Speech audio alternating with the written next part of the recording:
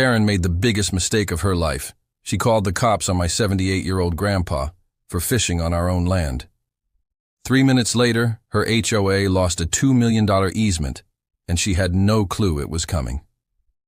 Let me tell you exactly how it went down. So we own a big chunk of land just outside the city. 20 acres, including a private pond stocked with bass, catfish, and trout.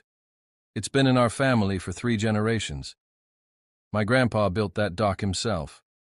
He fishes there every Sunday morning, rain or shine, in his old straw hat and lawn chair.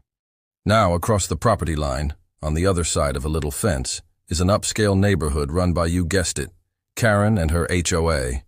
She hates that our land isn't part of their HOA. She's tried to get us to join the community and follow the guidelines more than once. We politely declined. Apparently, that triggered her inner tyrant.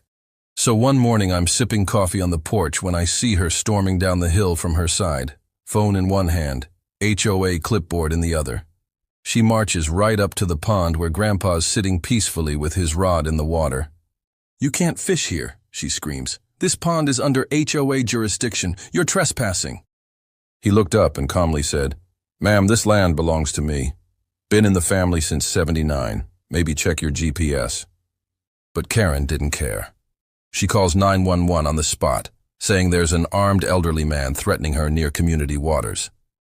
I ran down there just as the sheriff pulled in, sirens and all. But guess what? This wasn't just any cop. It was Deputy Lane, a good friend of my dad's. He's been fishing on our property since he was 15. He asked Karen where the problem was, and she points to Grandpa and says, "That man has no right to be here." Lane just stared at her and said, "Ma'am, this pond is 100% private property.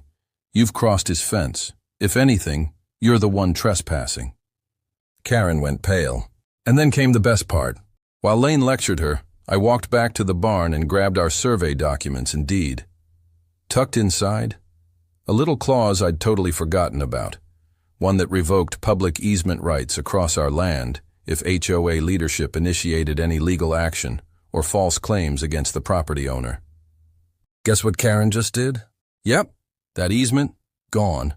Which meant their HOA's shortcut trail to the lake, their ATV route, and their private utility access across our dirt road, all gone in 3 minutes flat. The HOA board tried to beg us afterward, but the damage was done. Karen got kicked off the board, and my grandpa, still fishing, still smiling. If you loved watching karma come for Karen, hit that like button, subscribe for more real justice stories.